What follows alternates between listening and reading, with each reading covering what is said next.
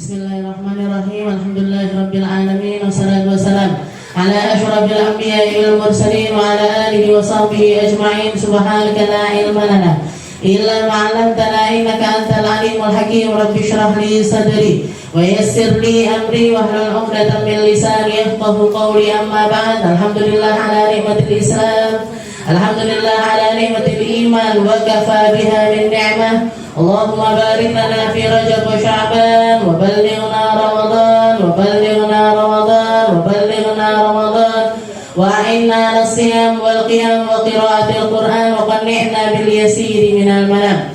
Alhamdulillah, segala puji bagi Allah Subhanahu wa taala yang menyehatkan kita, yang memberikan kita kesempatan, yang memberikan kita tempat wadah untuk mencari perkara-perkara yang menjadi warisan Nabi kita Nabi Muhammad sallallahu alaihi wasallam. Sebuah jalan satu-satunya yang lurus, sebuah jalan satu-satunya yang menenangkan, sebuah jalan satu-satunya yang menenteramkan, sebuah jalan yang dijanjikan oleh Allah Subhanahu wa taala menjadi pijakan serta menjadi laluan dari orang-orang mulia, dari orang-orang yang istimewa, dari orang-orang yang diinginkan kebaikan oleh Allah Subhanahu wa taala baginya. Oleh karena itu kita diwajibkan oleh Allah taala bahkan untuk memintanya sehari minimal 17 kali. Di dalam sholat kita, di dalam munajat kita, di dalam Fatihah kita, kita selalu minta kepada Allah Ta'ala dengan mengucapkan ihdinas siratal mustaqim, siratal ladzina an'amta alaihim ghairil maghdubi alaihim waladdallin.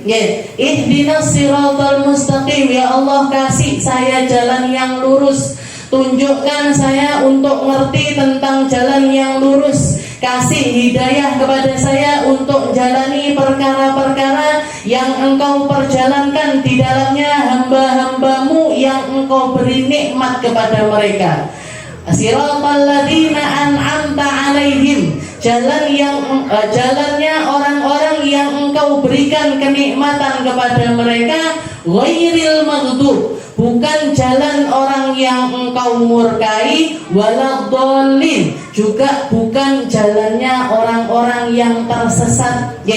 Jalannya siapa yang kita minta kepada Allah Ta'ala 17 kali di dalam sehari ini? Jalannya siapa? Jalannya para nabi, jalannya para rasul, jalannya para ulama, jalannya para solihin, jalannya para siddiqin, jalannya para syuhada, jalannya orang-orang yang mendapatkan kemuliaan dari Allah Subhanahu wa ta'ala karena mereka sudah dititipi nikmatnya dulu di dunia sebelum mereka mendapatkan kenikmatan yang abadi nanti di akhirat. Nikmat yang Allah Ta'ala berikan kepada mereka, dan ketika nikmat ini masuk ke dalam diri seseorang, ketika nikmat ini nyampe di dalam hati seseorang, hati itu tidak akan pernah berpaling lagi, hati itu nggak akan pernah noleh lagi, hati itu nggak akan kepingin pergi dari tempat tersebut lagi.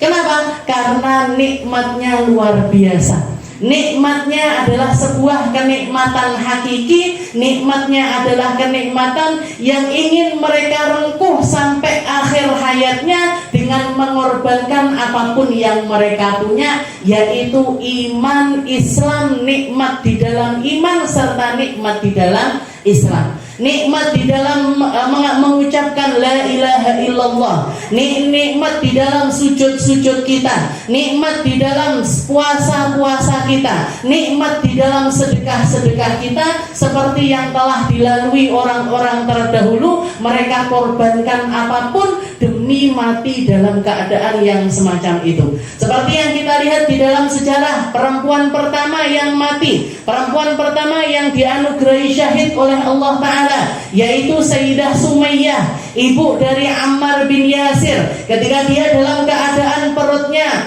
hamil besar, dicencang kedua tangannya dan kedua kakinya, dipaksa untuk murtad, dipaksa untuk mengingkari kalimat la ilaha illallah. Dia tetap mengatakan Allah, Allah, tetap mengatakan la ilaha illallah, la ilaha illallah.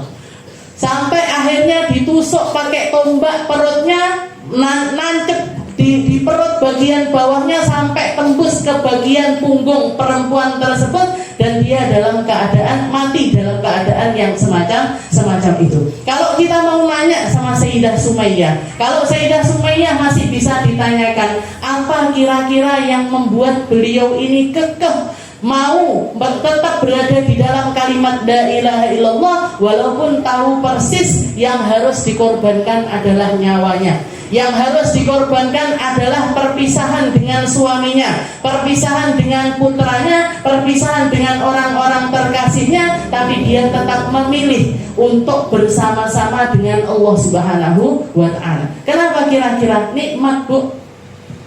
La ilaha illallah yang terucap dari lisannya itu penuh dengan kenikmatan, hatinya penuh dengan ketentraman, seluruh rohnya, semua yang ada di dalam rohnya sudah dibersihkan oleh Allah Ta'ala sebersih-bersihnya, sehingga dia dimampukan untuk melakukan perkara yang semacam itu. Mugi-mugi kita semuanya ditambah terus imannya, ditambah terus Islamnya, ditambah terus hidayahnya, ditambah terus inayahnya, mampu menikmati nikmat-nikmatnya Islam, mampu mencicipi kebaikan-kebaikan yang Allah Ta'ala anugerahkan kepada mereka-mereka yang Allah Ta'ala pilih, kepada mereka-mereka yang Allah Ta'ala inginkan kebaikan baginya di dunia sampai akhirat nanti. Bukan cuma kita, tapi anak cucu kita, keluarga kita, orang-orang yang kita sayangi, semoga semuanya selalu berada di dalam kebaikan-kebaikan yang semacam itu. Kita lanjutkan pembahasan kita di dalam kitab Risalatul Mu'awanah, karya dari Al-Habib Abdullah bin Alawi Al-Haddad. Qala al-muallif rahimahullah ta'ala, wa nafa'ana bihi wa bi'ulumihi fid daraini amin, wahdar an tad'u ala nafsika wa ala waladika wa ala malika wa ala ahadin minal muslimin wa in dhalamat. Kemarin minggu yang lalu kita bahas tentang harta-harta yang wajib untuk kita tolak, harta yang kalau nyampe kepada kita harus untuk kita lepeh, istilahnya nggak boleh untuk kita terima. Kalau sebelumnya kita punya prinsip atau agama memberikan pakem-pakem di dalam menerima hadiah, di dalam menerima pemberian orang lain, kita dilarang untuk meminta, tapi kalau ada sesuatu yang nyampe kepada kita sebaiknya tidak ditolak. Karena ketika kita menolak sesuatu yang datang kepada kita tanpa kita meminta atau tanpa kepentingan apapun nyampe kepada kita kok ditolak, maka dia sedang menolak pemberian dari Allah Subhanahu wa ta'ala. Tapi masih dikecualikan, ada beberapa hal yang memang kalau pemberian itu nyampe kepada kita wajib atau lebih baiknya untuk kita tolak. Apa aja? Apa saja? Kemarin kita bahas, termasuk diantaranya kalau kita tahu persis sesuatu yang diberikan kepada kita itu berasal dari harta yang haram, berasal dari harta-harta yang syubhat, berasal dari perkara-perkara yang enggak baik, kita tahu persis asalnya enggak baik, maka sebaiknya untuk kita tolak. Kalau bisa ditolak di depan mata dengan harapan agar dia ini berubah dari pekerjaan yang enggak baik tersebut, maka boleh untuk kita tolak secara terang-terangan. Tapi kalau misalkan kita enggak mampu, kalau ditolak nanti dia marah, dia ngamuk, begini begitu dan lain sebagainya, terima saja, tapi tidak usah dibawa pulang, tidak usah dikantongi, jangan sampai masuk ke dalam perut kita taruh di tempat atau di dalam sesuatu yang nggak ada kaitannya dengan kemaslahatan kita. Ada perbaikan jalan sumbangan, ada orang minta sumbangan untuk perbaikan jalan, taruh di situ. Ada orang minta sumbangan untuk nerangin jalan, taruh di situ. Taruh di dalam hal-hal yang semacam itu. Jadi kalau kita tahu persis itu adalah perkara yang haram, maka harus kita tolak. Juga yang rawan terjadi di hari-hari semacam ini, menjelang pemilu, menjelang pencoblosan, menjelang kita nyari siapa pemimpin kita, siapa wakil rakyat kita, siapa yang akan mengemban amanah untuk 5 tahun ke depan, baik itu presiden, MPR, DPR, bupati dan lain sebagainya. Ini sebentar lagi kita akan menjalani yang namanya pemilu serentak semacam ini. Kalau jenengan menerima sesuatu dari orang-orang di dalam perkara-perkara yang semacam itu, entah apapun istilahnya, kadang-kadang dikasih nama serangan fajar, engko dikasih nama lagi serangan duhur, serangan fajar lah, serangan malam lah, serangan apapun itu, nggih, kalau bentuknya uang dan lain sebagainya, maka harus kita tolak, nggih. Harus kita tolak. Wes kadung saja, nggih, misalkan. Wes kadung diterima ini gimana? Ya sudah, kalau sudah kadung kita terima, nggih, cara kita mentobati perkara tersebut, orangnya jangan dipilih. Berarti kenapa kok jangan dipilih? Karena kalau kita milih orang tersebut, berarti kita sedang menjual amanah yang diberikan untuk negara, untuk kita memilih pemimpin yang terbaik secara netral untuk 5 tahun ke depannya, dituku pakai uang 20.000, 50.000, 100.000, 200.000 dan lain sebagainya. Uang nggak seberapa, dibeli suara kita oleh orang tersebut. Ini namanya nopo? Rashwah.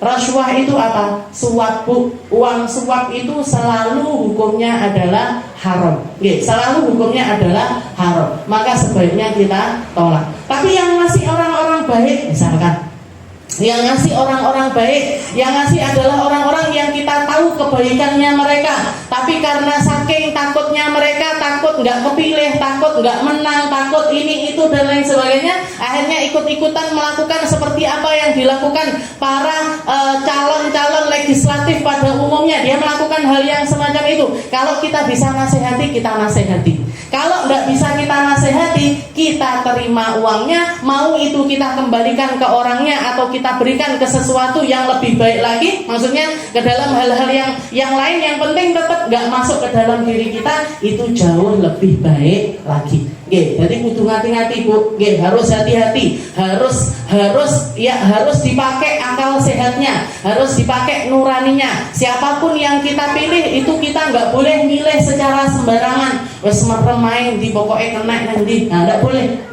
Harus nyari tahu ini siapa ini yang maju untuk wilayah Karangrejo ini, untuk mewakili daerah Karangrejo ini siapa ini?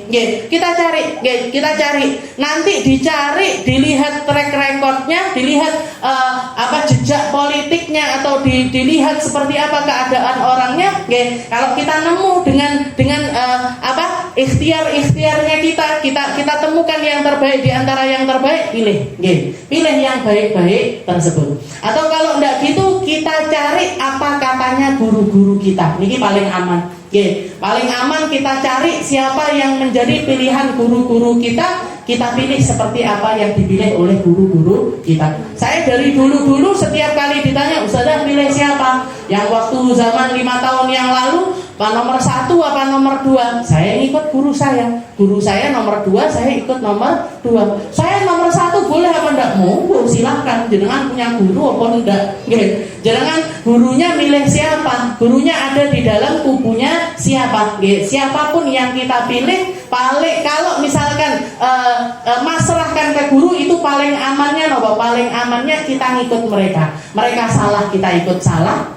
Mereka benar, kita juga ikut benar.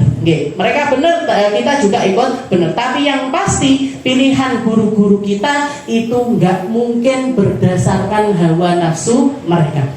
Guru-guru kita, kiai-kiai kita atau habaib-habaib kita, insya Allah mereka tidak memilih dengan hawa nafsu mereka, tapi mereka memilih dengan melihat yang terbaik dari yang terbaik. Atau kalau enggak gitu, yang paling mending dibandingkan yang mending. Kalau dua-duanya ternyata jelek, gimana? Diambil yang paling mending, yang paling istilahnya nggak lebih parah dibandingkan yang lainnya. Jadi seperti itu cara memilih dari guru-guru kami. Tapi saya istilahnya secara melihat apa yang dilakukan oleh guru-guru saya, juga istilahnya saya mengikuti apa yang mereka lakukan. Kita para dai atau para orang-orang yang menyeru kepada Allah Ta'ala tidak akan menyerukan kepada salah satu siapapun di antara calon-calon, tapi kami cuma menyeru kepada Allah dan menyeru kepada Rasulullah Sallallahu Alaihi Wasallam. Mau jenengan saya nomor 1, saya nomor 2, saya nomor 3, monggo terserah. Semuanya ditanggung masing-masing, semuanya akan dimintai pertanggungjawabannya oleh Allah Subhanahu Wa Taala. Tapi yang pasti jangan sembrono, jangan sembrono, jangan pain tebak-tebakan. Iki koyoke gambare api, wonge ayu. Jangan milih gara-gara cantik ganteng, jangan. Jangan milih gara-gara gemoy atau kurus, jangan. Jangan milih gara-gara nggak usah milih yang seperti yang kayak gitu-gitu, jangan dipilih. Pilih yang paling baik agamanya dan paling mending di dalam kepemimpinannya, atau yang paling baik di dalam kepemimpinan mereka. Pilih yang seperti itu. Dan yang paling aman lagi, guruku milih sopo, aku milih kuwi. Guruku milih siapa, saya ikut yang itu. Seperti itu aja. Itu paling gampangnya. Tapi jangan, enggak usah nanya sudah yang mana. Enggak usah nanya, rahasia nih Bu.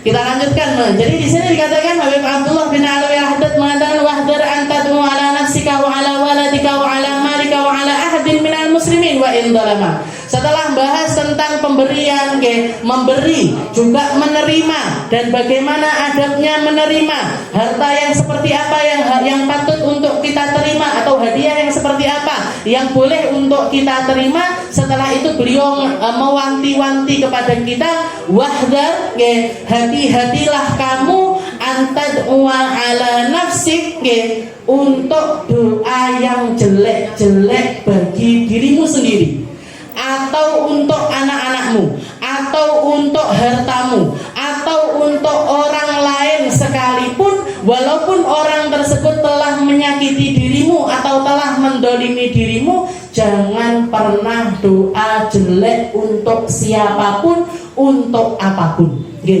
Jangan pernah doa jelek untuk diri sendiri, tidak boleh. Untuk diri sendiri, untuk anak-anak, untuk harta dan lain sebagainya, jangan doa yang jelek-jelek semacam itu. Jadi hati-hati, katanya beliau, hati-hati di dalam berdoa, hati-hati di dalam melaknat, hati-hati di dalam ngomong yang buruk-buruk, karena kita nggak ngerti kapan doa tersebut diijabahi oleh Allah Ta'ala. Ini juga mengajarkan kepada kita ngomong saomong sing hati-hati Bu.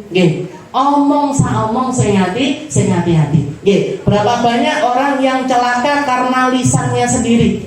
Ini baru celaka di dunia, belum celaka nanti di akhirat. Belum celaka nanti di akhirat. Seperti saya pernah dengar ada satu orang, ketika mau pergi sama teman-temannya, anak muda pergi sak mobil sama teman-temannya, ibunya ngomong sama anak tersebut, semoga Tuhan bersamamu nak, yang hati-hati di jalan, yang hati-hati di jalan, semoga Tuhan bersama kamu sehingga menyelamatkan kamu, menjaga dirimu dan lain sebagainya. Dijawab sama anaknya, Tuhan boleh ikut tapi tempatnya tinggal bagasi. Karena mobilnya penuh, Tuhan boleh ikut tapi tempatnya di bagasi. Dikatakan cuman jalan sekitar 1 jam terjadi kecelakaan hebat, mobil remek semuanya mati yang ada di dalam mobil tersebut, yang tersisa tinggal bagasinya aja. Yang tersisa tinggal bagasinya aja. Ini nggak terjadi di Indonesia, di luar negeri.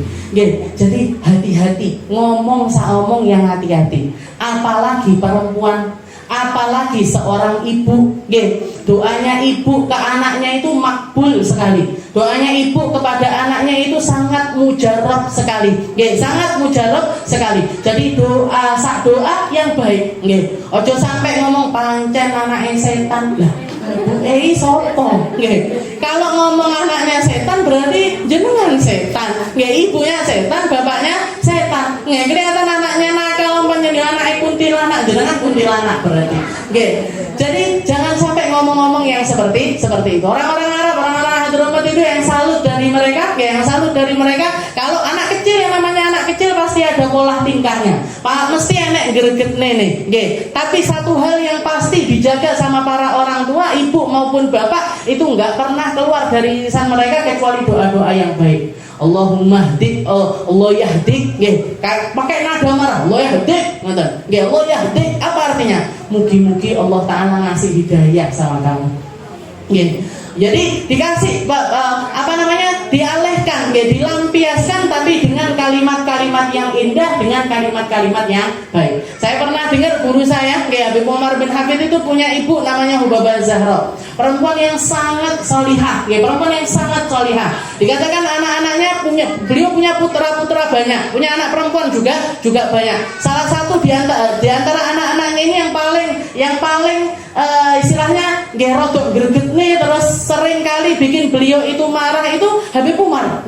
Habib Umar sama kakaknya yang namanya Habib Masyhur. Tapi setiap kali beliau itu agak emosi, Habib Masyhur itu beliau doakan insya Allah jadi mufti Tarim nanti. Insya Allah jadi ini nanti jadi mufti Tarim. Kalau Habib Umar didoainnya nanti jadi dai yang sukses, nanti jadi dai yang diterima sama umat. Kelakon Bu, Habib Umar jadi dai yang taraf internasional, dikenal sama semua orang di seluruh dunia dengan kebaikannya, dengan akhlaknya, dengan keilmuannya, dengan sepak terjangnya, dengan muridnya yang bertebaran di mana-mana dan lain sebagainya. Sedangkan kakaknya Habib Masyhur jadi mufti menjabat seumur hidup. Jadi selama Habib Masyhur itu ada, nggak pernah lengser dari jabatannya. Nggak pernah lengser, nggak pernah ada orang yang bisa mengungguli keilmuannya Habib Masyhur. Doanya siapa? Doanya ibunya.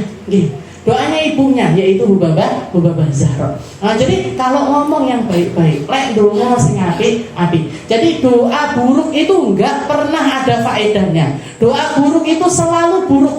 Bahkan bisa jadi kembali kepada diri sendiri. Bahkan bisa kembali kepada diri sendiri. Makanya beliau mengatakan wahdar antad'u. Hati-hati kalau doa, hati-hati kalau ibadah. Omongan itu kan doa. Apa yang keluar dari lisan kita itu bisa jadi cuman kata-kata yang biasa saja, tapi bisa jadi adalah doa. Makanya orang kalau mengatakan mulutmu harimaumu, benar.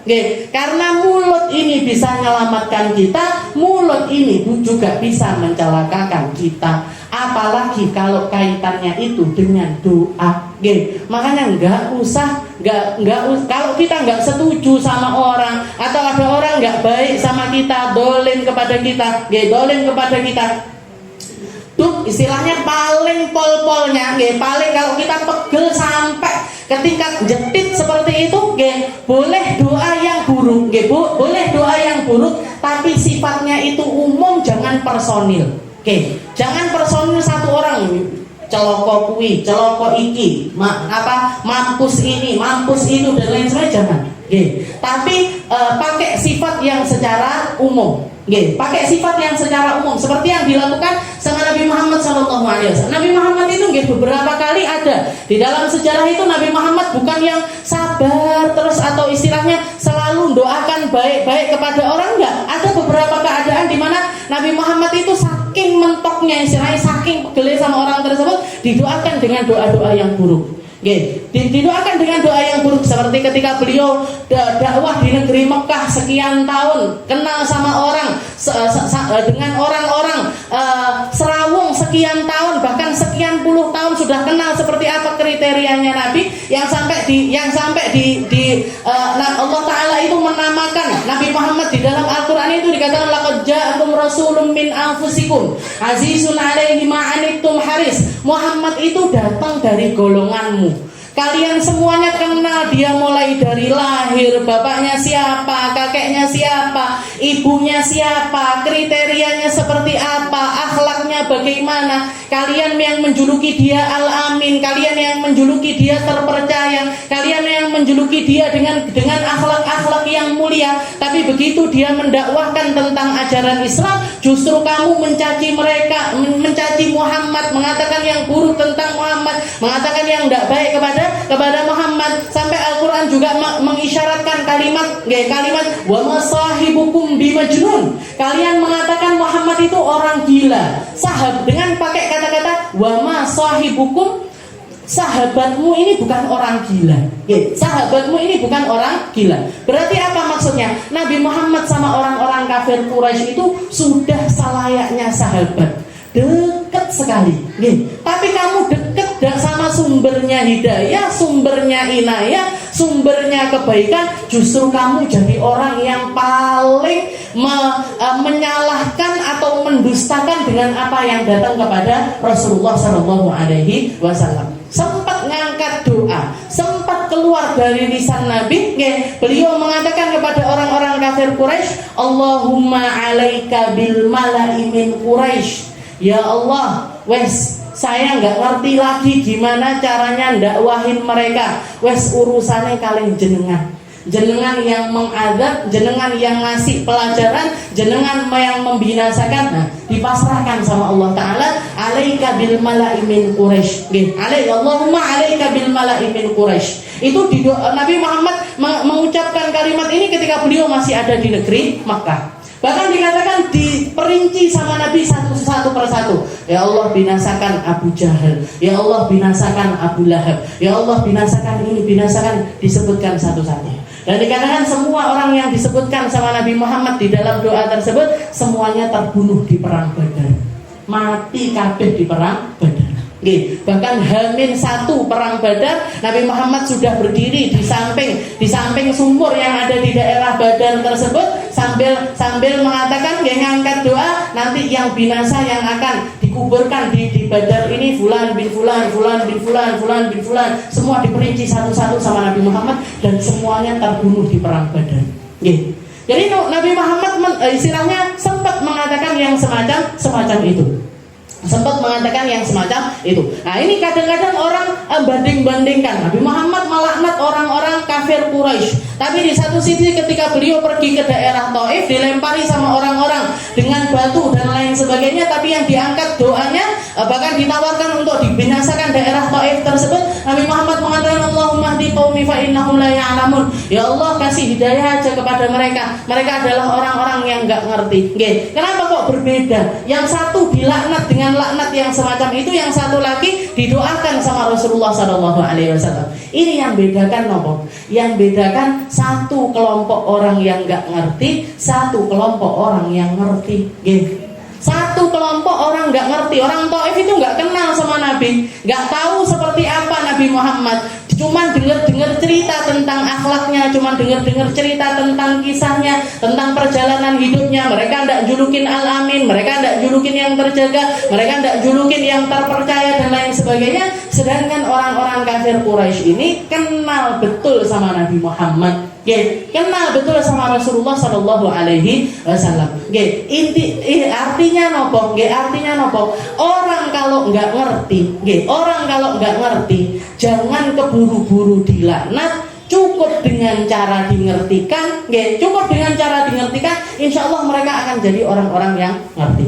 Tapi kalau orang sudah ngerti, kok dikasih pengertian ndak mau iman, ini berarti orang apa? Ini berarti mereka ini orang apa? Orang-orang yang menolak dengan kebenaran.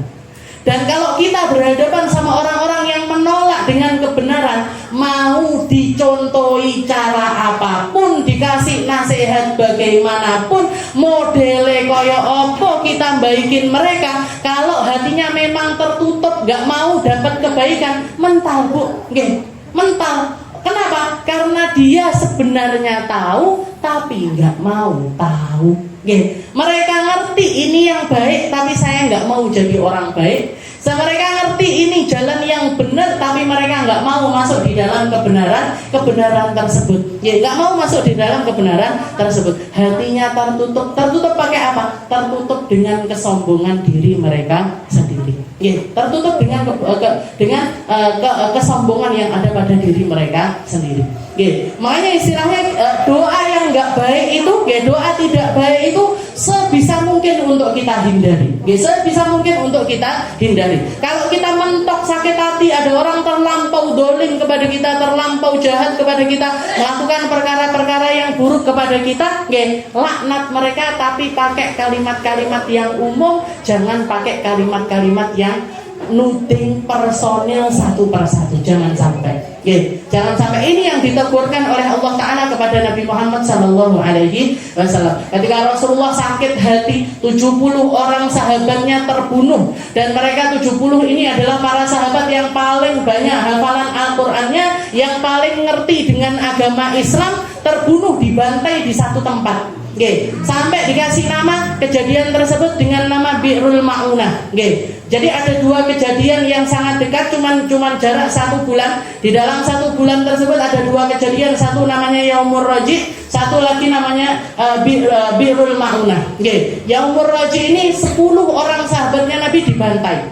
Bahkan 2 diantaranya itu bukan cuma dibantai tapi dimutilasi, Bu. Nggih.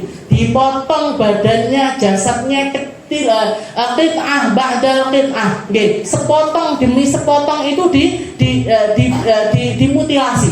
Dimutilasi hidup-hidup 2 orang sahabat terbaiknya Nabi. 10 orang dibantai.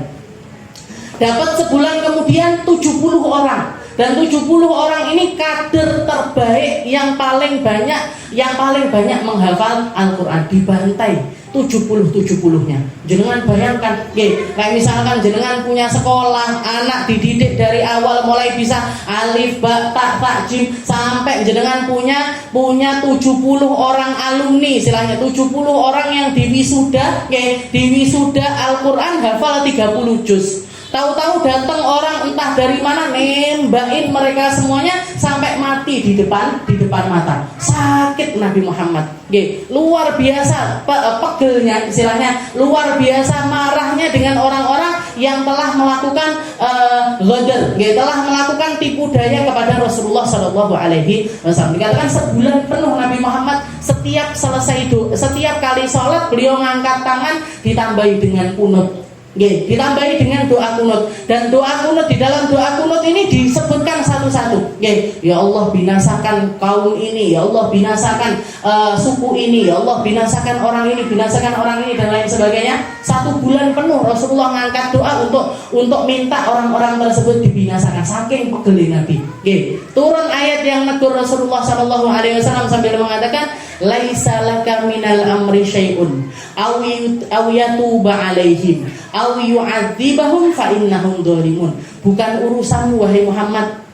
Bagian mengadab itu bukan urusanmu. Bagian mau orang ini nanti selamat atau enggak itu bukan urusanmu. Mau ini orang masuk surga atau enggak itu bukan urusanmu. Itu semuanya adalah utusannya Allah Subhanahu wa taala. Seburuk-buruknya orang, seburuk-buruknya manusia, sebanyak apapun, sebesar apapun dosa seseorang, ketika Allah taala menakdirkan dia untuk bertaubat dan diterima taubatnya, diselamatkan sama Allah taala untuk masuk ke dalam surga, bakalan selamat. Begitu juga sebaliknya, sebaik apapun orang, sebanyak apapun ibadahnya, seindah apapun hubungannya dengan di dalam kebaikan-kebaikan, tapi kalau Allah Ta'ala menetapkan dia menjadi ahli neraka, bakalan jadi ahli neraka. Laisa alaika hudahum, hidayah bukan urusanmu. Tentang penerimaan taubat bukan urusanmu. Tentang pengadaban satu kaum ataupun individual itu juga bukan urusanmu wahai Muhammad. Maka setelah turunnya ayat tersebut sama Nabi Muhammad diganti doa kunutnya dengan doa kunut yang setiap subuh kita pakai. Allahumma hdina fiman hadait, wa afina fiman afait, wa tawallana fiman tawallait, wa barik lana fima a'tait. Nama terusan. Wa qina syarra ma qadait. Jadi diganti dengan doa-doa yang sifatnya itu kebaikan. Kunut itu kan artinya kebaikan. Kunut itu doa sebagai bentuk ketaatan seseorang kepada Allah Subhanahu wa taala. Allah taala ngelarang Nabi untuk doa dengan cara laknat seperti itu, tapi diganti dengan doa-doa yang sifatnya itu kebaikan-kebaikan. Kenapa? Karena ketika kita memperbanyak kebaikan, dengan sendirinya keburukan itu akan berkurang dari diri kita. Dengan sendirinya keburukan itu akan berkurang. Kalau kita mau baikin negeri, kita pengen negeri kita atau kampung kita atau desa kita jadi desa yang baik, ini gimana caranya? Ben dadi desa sing apik gimana? Biar jadi negeri yang baik ini gimana? Biar jadi kota yang baik ini gimana? Caranya seperti apa? Perbanyak orang baik. Perbanyak orang baik. Ketika kebaikan itu mengalahkan keburukan, dengan sendirinya akan diperbaiki juga keadaannya kita. Dengan sendirinya akan menjadi baik keadaan kita. Jangankan gitu, kita kalau ngelihat sama diri kita seharian penuh, jangan kita semuanya punya waktu dikasih sama Allah Ta'ala 24 jam, 24 jam. Jangan eleng-eleng dulu sebelum jenengan kenal pengajian, sebelum kenal sama majelis, sebelum kenal untuk duduk di tempat-tempat yang semacam ini. Kira-kira jam segini itu kita ngapain? Delok sinetron, duduk delok sinetron karo masak indomie pakai telur, pakai enak banget. Pas hujan rintik-rintik bisa madem. Saya gitu aja hidupnya kita, kayak gitu aja hidupnya kita. Begitu kita kenal pengajian, bener Senin bengi, dari seminggu yang malamnya ini saya biasanya setiap malam itu ngikuti sinetron ingkar janji apa janji suci apa-apa, setiap hari nonton itu. Akhirnya seminggu setelah saya kenal pengajian, Senin prai delok sinetrone, Rebo prai delok sinetrone. Akhirnya yang pertamanya seminggu penuh dulunya lihat sinetron, akhirnya jadi cuma 5 hari. Yang tambah lagi ikut majelis sana, ikut majelis ini, tinggal 4 hari. Tambah majelis sana, tinggal 3 hari. Ikut majelis tambah lagi, tinggal 2 hari. Bahkan kalau setiap malam jenengan ikut majelis, wes nggak kenal lagi sama yang namanya sinetron. Lali ambil sinetron lebih menarik ceritanya Rasulullah ketimbang nonton sinetron. Artinya apa? Ketika kita melakukan sebuah kebaikan, dengan sendirinya keburukan itu akan terpangkas. Dengan sendirinya keburukan itu akan hilang dari kehidupan kita. Seperti itu. Diganti sama Nabi Muhammad doanya, Allahumma hdina fiman hadait. Ya Allah, kasih kami hidayah dan masukkan saya ke tempatnya orang-orang ahli hidayah. Karena ketika kita dapat yang namanya hidayah, ketika kita pengen jadi orang baik, akhirnya mikirnya apik, akhirnya ngelihatnya baik, akhirnya dengarnya baik, akhirnya ngomongnya baik, akhirnya ngelangkah ke tempat-tempat yang baik, otomatis nopo? Otomatis kumpul sama orang-orang baik. Kalau orang-orang ahli hidayah dikumpulkan juga sama orang-orang ahli hidayah. Ini makna dari kalimat Allahumma hdina fiman hadait. Ya Allah, kasih kami hidayah dan masukkan kami di dalam golongan orang-orang ahli hidayah. Wa afina fiman afait, sembuhkan kami. Sembuhkan kami, yang elak-elak ini sembuhkan ya Allah, yang sakit-sakit ini sembuhkan, sakit dohir, sakit batin sembuhkan. Setelah itu apa? Masukkan kami di dalam golongan orang-orang sembuh, orang-orang waras, orang-orang yang waras pikirannya, orang-orang yang waras hatinya. Wa afina fiman afait wa tawallana fiman tawallait, kasih kami kekuasaan di dalam kuasa-kuasa yang kepada orang-orang yang, kasih kami kekuasaan bersama orang-orang yang Engkau berikan kekuasaan. Kasih kami kekuasaan dan masukkan kami di dalam golongan orang-orang yang berkuasa. Maksudnya apa? Maksudnya apa? Kalau jenengan punya pekerjaan, jenengan punya jabatan, jenengan punya hal-hal lain yang di dalam kehidupan selain kehidupan yang semacam ini, semuanya jenengan pasti punya pekerjaan, istilahnya punya dunia selain dunia pengajian. Kayak saya misalkan, saya punya dunia lain. Apa dunia itu? Dunia kerja, dunia dagang. Dunia dagang ini dunia yang saya kuasai. Setelah itu apa? Saya berkuasa di pekerjaan ini ya Allah. Setelah itu gabungkan bersama kami orang-orang yang juga sevisi dan semisi di dalam pekerjaan-pekerjaan kami. Di toko niku Bu, saya punya toko. Niku sepanjang jalan sepanjang perjalanan kami bersama karyawan dengan orang-orang yang ikut kerja di toko, itu secara otomatis mereka yang nggak baik itu nyingkreh dewe. Karena kita punya peraturan, kalau masuk toko kita harus nutup aurat, kalau masuk toko kita harus sholat 5 waktu. Akhirnya apa? Yang biasa tidak sholat nyingkreh, sehari 2 hari keluar, sehari 2 hari pergi. Dan alhamdulillah dikasih karyawan-karyawan jujur, kasih karyawan yang baik-baik, kasih karyawan yang memang mereka itu kerja itu bukan cuma sekedar untuk bekerja tapi nyari harta, karena ini adalah sebuah kewajiban, tapi juga yang seiring dengan kehidupan mereka di dalam beragama. Saya dikasih waktu sholat, dikasih waktu untuk belajar, bahkan kita meluangkan waktu setiap Ahad pagi itu anak-anak toko yang perempuan belajar ngaji, belajar sholat, belajar haid dan lain sebagainya. Ini maksudnya wa tawallana fi man tawall. Kalau kita kerja, jangan misalkan kerja di pasar, jangan kerja di pasar, mintanya sama Allah Ta'ala wa tawallana fi man tawall. Ya Allah, kasih saya supplier yang baik, kasih saya konsumen yang baik, kasih saya teman-teman sama pedagang ini yang baik-baik. Kalau jenengan kerja di rumah sakit, teman-teman kerja di rumah sakit ini juga semoga orang-orang yang baik, bawa kebaikan, sama-sama nyari kebaikan di dalam pekerjaan tersebut. Wa tawallana fi man tawall. Wa barik lana fi ma atait. Yang apa yang kami terima ini kasih berkah ya Allah. Umur kasih berkah, rumah kasih berkah, harta kasih berkah. Kasih berkah semuanya di dalam perkara kami. Wa qina syarra ma qadait. Lindungi kami dengan keburukan qadha yang akan nyampe kepada kami. Yang elek-elek jauhkan, yang jelek-jelek jauhkan semuanya dari kami. Doa kunutnya Nabi diganti dengan doa yang semacam. Kalau sebelumnya laknati daerah ini ya Allah, binasakan ini, sama Nabi Muhammad diganti dengan doa kunut yang sampai detik ini kita pakai. Fa inna min du'ai fa inna man da'a ala man dzalamahu faqad intasar. Katanya Habib Abdullah, karena orang kalau sudah doanya jelek, dia tidak akan dimenangkan sama Allah Ta'ala. Wa fil khabar la tad'u ala anfusikum wa la ala auladikum wa la ala amwalikum la tuwafiqu min Allahi sa'ah ijabah.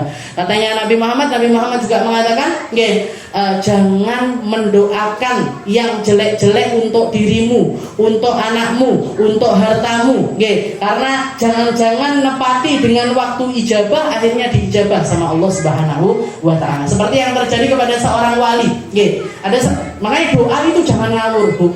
Paling aman itu pakai doa yang diajarkan Nabi Muhammad, pakai doa yang diajarkan sama para ulama, pakai doa yang diajarkan sama orang-orang yang baik. Sayyidah Aisyah itu doanya beliau yang terkenal.